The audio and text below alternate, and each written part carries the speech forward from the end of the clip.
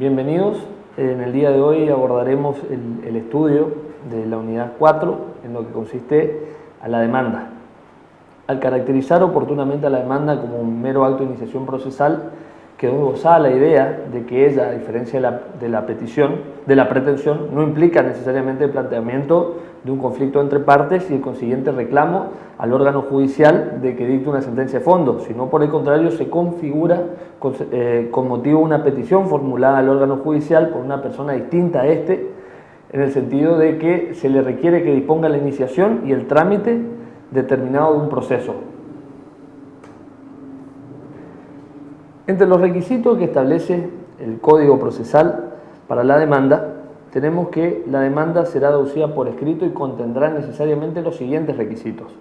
En primer lugar, el nombre y domicilio del demandante, el número de documento nacional de identidad del mismo, el quid o el quil y la clave de identificación en los casos que corresponda según la normativa tributaria vigente. La indicación de todos estos datos es un requisito que hace la esencia misma de la demanda, ya que su omisión impediría determinar quién es la persona que deduce la pretensión e imposibilitaría de ese modo la defensa efectiva y plena del demandado. Si el actor es una persona física, debe expresar necesariamente su nombre y apellido. Si se tratara en cambio de una persona de existencia ideal, debe indicar con precisión el nombre o razón social con la que actúa. El domicilio que alude la norma es el domicilio real del actor, que no debe confundirse con el domicilio procesal o ad litem. Toda persona que litigue por su propio derecho o en representación de un tercero deberá constituir domicilio legal procesal dentro del perímetro de la ciudad que sea asiento del respectivo tribunal. Cuando el actor se presente por medio de un apoderado, este deberá además constituir un domicilio procesal, denunciar también el domicilio real de su mandante, donde deben notificarse diversas resoluciones de carácter personalísimo, como por ejemplo la que ordena la absolución de posiciones o la que dispone la citación de persona a quien se le atribuya la letra para que forme el cuerpo de escritura al dictado y al requerimiento de los peritos, bajo apercibimiento, como dice la norma, de tener por reconocido el documento. El segundo requisito que debe contener la demanda es el nombre y domicilio del demandado. La mención precisa del nombre y domicilio del demandado configura un requisito que se justifica por la circunstancia de ser aquel el destinatario de la demanda y quien como el actor habrá de quedar vinculado por la sentencia. Pero las deficiencias que pudieran existir en cuanto a este aspecto carecen de relevancia cuando la demanda se contesta espontáneamente, porque la respectiva presentación demuestra que el cumplimiento de la exigencia legal no fue indispensable para individualizar concretamente a la parte demandada. El tercero de los requisitos es la cosa demandada. El código dice designándola con toda exactitud. Como ya lo hemos visto en la unidad anterior, la cosa demandada constituye el objeto mediato de la pretensión deducida en la demanda. Se requiere que la designación de la cosa demandada sea exacta. Si, por ejemplo, se reclama el pago de una indemnización, debe indicarse con precisión la suma de dinero en que se estiman los daños. Si la demanda versa sobre un bien inmueble, el actor debe indicar concretamente la superficie, la ubicación, los linderos, etc. Todos aquellos datos necesarios para identificar correctamente el bien. La carga de precisar el monto reclamado admite una excepción, que es cuando el actor no le fuera posible determinarlo al promover la demanda, ya sea por la circunstancia del caso o porque la estimación dependiera de elementos que aún no están definitivamente fijados y la promoción de aquella tuviese por objeto únicamente evitar la prescripción de la acción. El cuarto de los requisitos que debe contener la demanda son los hechos en que se funde, explicados claramente. La exposición de los hechos tiene por finalidad la determinación de la causa, es decir, la razón o fundamento en cuya virtud la pretensión se deduce. Nuestras leyes procesales exigen la exposición circunstanciada de los hechos que definen la relación.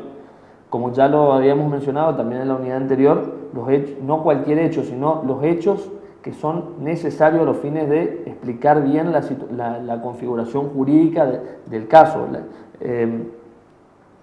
Nuestras leyes procesales, como lo estaba diciendo, exigen la exposición circunstancial de los hechos en que se define la relación.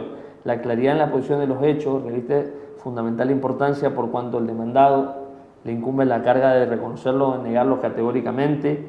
A su vez, los hechos articulados en la demanda y en su contestación determinan la pertinencia de la prueba a producirse en el proceso. Y la sentencia necesariamente debe considerar los hechos alegados por las partes. El juez no puede apartarse de los hechos que las partes le mencionaron. El quinto de los requisitos lo constituye el derecho expuesto sucintamente, evitando repeticiones innecesarias. Con respecto a este requisito, debo decir que en la sentencia el juez solo debe atenerse a las alegaciones de hecho y a las peticiones formuladas por las partes, pero no a las normas jurídicas que éstas hayan invocado en apoyo de sus pretensiones o defensas. En lo que se refiere a la calificación jurídica de los hechos de la causa, el juez es libre en la elección de la norma o normas que entienda aplicables, todo ello en virtud del principio iura no vicuria. Por lo tanto, ni la designación técnica de la pretensión entablada ni la mención de las normas pertinentes constituyen requisitos necesarios de la demanda, aunque ellas son sin duda convenientes para facilitar la función judicial y el mejor encauzamiento del litigio. Y en último lugar, el último de los requisitos es la petición en términos claros. Mediante la petición, por último, el actor concreta el objeto inmediato de la pretensión contenida en la demanda. La misma debe plantearse en términos claros y positivos, a fin de que pueda establecerse con precisión cuál es la clase de pronunciamiento judicial que se persigue. Ya hemos dicho cuáles son los requisitos de la demanda. Ahora es importante referirnos a los efectos jurídicos que produce la demanda. En ese quehacer corresponde hacer una distinción, distinguiendo los efectos que se producen por la sola interposición de la demanda y los efectos que se producen una vez notificada la demanda. En primer lugar, analizaremos los efectos jurídicos de la demanda por su simple interposición o presentación. A ese fin podemos clasificarlos en dos columnas, como se ven en la filmina, en sustanciales y procesales. Los sustanciales podemos decir que, en primer lugar, interrumpe el curso de la prescripción, aunque sea interpuesta ante juez incompetente y aunque sea nula por defecto de forma o porque el demandante no haya tenido capacidad para presentarse en juicio.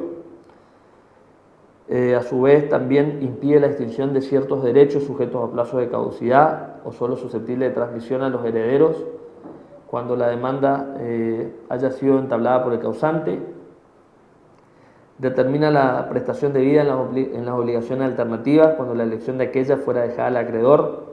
Extingue el derecho a intentar ciertas pretensiones cuyo ejercicio queda descartado ante la elección de otras. También invalida la venta y la cesión de la cosa o crédito que estuviera en litigio cuando es hecha a los abogados, procuradores y funcionarios judiciales que intervengan en el respectivo proceso. Y ahora sí, respecto a los requisitos procesales, podemos decir que hace perder al actor la ulterior posibilidad de recusar al juez sin expresión de causa, prorroga la competencia del juez con relación al actor en los casos en que la ley la admite, determina el objeto de la sentencia por cuanto si bien ésta debe pronunciarse también respecto a las defensas del demandado, ellas deben referirse a las cuestiones planteadas en la demanda. ¿Qué quiero decir con esto? Que si se está demandando por incumplimiento contractual, el demandado no puede contestar o reconvenir por un divorcio, no existe relación. Si por el contrario puede contestar y reconvenir posteriormente planteando la nulidad contractual. Ahora pasemos a los que son los efectos jurídicos de la demanda después de su notificación. También corresponde distinguirlos en sustanciales y procesales. En lo que se refiere a los sustanciales, podemos decir que constituyen mora al demandado, quien es desde entonces deudor de los intereses, cuando se persigue el cumplimiento de obligaciones cuyo plazo se encuentre convenido, pero que resulte tácitamente la naturaleza o circunstancia de aquellas. Desde la fecha en que la notificación tiene lugar, el poseedor de buena fe que es condenado a la restitución de la cosa es responsable de los frutos percibidos y también de aquellos que por su negligencia hubiera dejado de percibir. Además, en aquellos supuestos donde no es posible determinar el tiempo en que comenzó la mala fe, debe estarse la fecha de la notificación de la demanda. Respecto a los requisitos procesales, tenemos que decir que una vez notificada la demanda, el actor ya no puede desistir de la pretensión sin la conformidad del demandado. A partir de ese momento, el demandado asume la carga procesal de defenderse y asimismo la facultad de promover por su cuenta el impulso del proceso, no obstante la inactividad del actor, pudiendo oponerse, como ya se acaba de ver, al desistimiento de la pretensión formulada por aquel. También autoriza oponer la excepción de litispendencia en otro proceso que se constituya entre las mismas partes y que verse sobre el mismo objeto y la misma causa.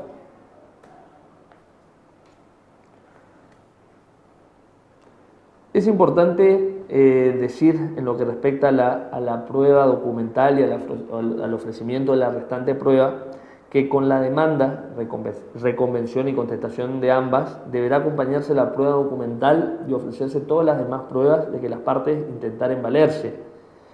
Si la prueba documental no estuviese a disposición de las partes, le compete a ellas individualizarlas indicando su contenido, el lugar, archivo u oficina pública y o persona en cuyo poder se encuentren.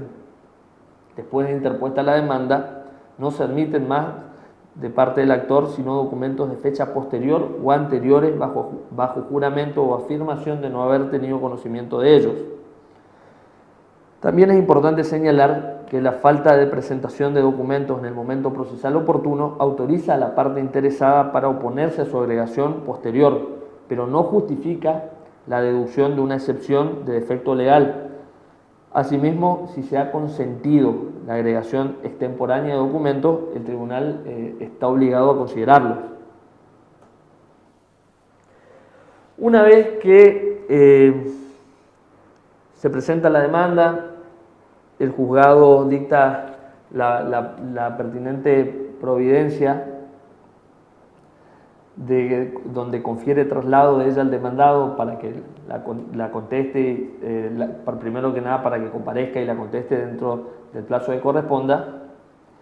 Esa disposición determina el contenido de la primera resolución judicial que debe caer en un proceso, siendo su finalidad, como es obvio, la de asegurar la vigencia del principio de contradicción. De acuerdo con dicha norma, el juez debe disponer que se confiera traslado de la demanda a su destinatario, vale decir que se pongan en conocimiento del demandado las pretensiones formuladas por el actor y ordenar asimismo que aquel sea citado para comparecer a contestar la demanda. La forma de citación va a variar según ocurran las distintas circunstancias. Puede acontecer que el demandado tenga su domicilio en la jurisdicción del juzgado. Cuando ello ocurra, la citación será por medio de cédula, que se entregará al demandado en su domicilio real, si aquel fuera habido, juntamente con las copias para traslado. Si no se lo encontrara, se le dejará aviso para que espere al día siguiente, y si tampoco se lo hallara en esa oportunidad, se procederá según se prescribe en el artículo 161 del Código Procesal Civil y Comercial. Si el domicilio asignado al demandado fuere falso, probado dicho hecho, se anulará todo lo actuado a costa del demandante. Es importante destacar la importancia que reviste la notificación del traslado a la demanda y por eso la ley la ha revestido de una formalidad específica, que es el aviso con designación de día y hora que el notificador debe dejar en el domicilio del demandado si no lo encontrare. En caso de informarse en el acto de la notificación que el demandado no vive en el lugar indicado como su domicilio real, el notificador, sin dejar la cédula, debe dar cuenta al juzgado de tal circunstancia. Una vez que se ha hecho saber al actor el informe del notificador, puede aquel solicitar que la notificación se practique bajo su responsabilidad o bien, en su caso de existir un error, denunciar un nuevo domicilio. En el primer caso, el juez no puede negar la petición, pues da la consecuencia que la ley imputa a la denuncia de un domicilio falso, que es la nulidad de lo actuado y el pago de las costas, es el actor el primer interesado en extremar las precauciones para evitarlo.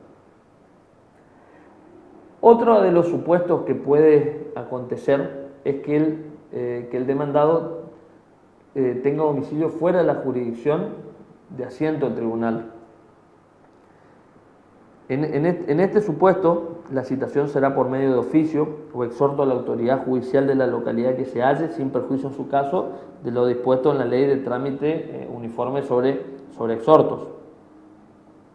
Y la última circunstancia que puede acontecer es que se ignore el nombre, domicilio, residencia del demandado. En este supuesto, la situación de las personas inciertas o cuyo domicilio o residencia se ignore se hará por edicto publicado por 2 días. En lo que respecta a los plazos de citación, es importante decir que si el demandado se domicilia o reside dentro de la jurisdicción del juzgado, el plazo para la citación y para contestar la demanda será de 10 o de 5 días, según se trate respectivamente de un proceso sumario o sumarísimo. Cuando el demandado no se domicilia o reside dentro de la jurisdicción del juzgado, dicho plazo se amplía distinguiendo según que el demandado esté domiciliado en la República o fuera de ella. En el primer caso se amplía dicho plazo a razón de 1 día por cada 200 kilómetros o fracción que no baje de 100. En el segundo supuesto se fija, el segundo supuesto sería cuando tenga domicilio fuera de la República, se lo fija teniendo en cuenta las distancias y la mayor o menor facilidad de las comunicaciones. En el supuesto de notificación por edicto, el plazo de la citación corre desde la última publicación. Si vencido el plazo de los edictos no comparece el citado, se nombrará el defensor oficial para que lo represente. La situación procesal del demandado, que habiendo sido citado por edicto no comparece, es distinta a la del demandado que ha adoptado la misma actitud, no obstante haber sido notificado personalmente de la citación. Mientras en este último supuesto corresponde a pedido del actor la declaración de rebeldía, en el primero es menester la designación del defensor oficial a quien debe correrse de traslado de la demanda, siendo deber de dicho funcionario tratar de hacer llegar a conocimiento del interesado la existencia de juicio y en su caso recurrir también a la sentencia. El Código Procesal también contempla la hipótesis de que sean varios los demandados y se hallen en distintas jurisdicciones, en cuyo caso el plazo de la citación será para todos el que resulte mayor, sin atender al orden en que las notificaciones fueron practicadas. A los fines de una mejor comprensión de los temas que acabo de desarrollar, se recomienda la lectura del Código Procesal Civil y Comercial de la provincia, desde el artículo 335 al 344 inclusive.